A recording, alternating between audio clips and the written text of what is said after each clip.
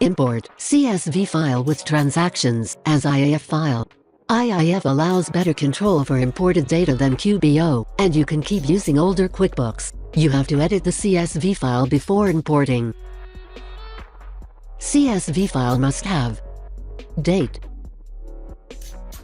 amount, expenses must be negative, payee matching vendor name in QuickBooks, expense or income account name, bank or credit card account name.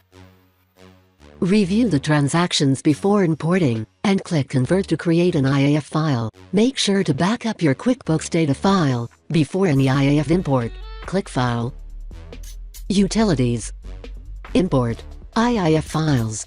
Locate the IIF file you've just created. Done. Review transactions in QuickBooks after importing.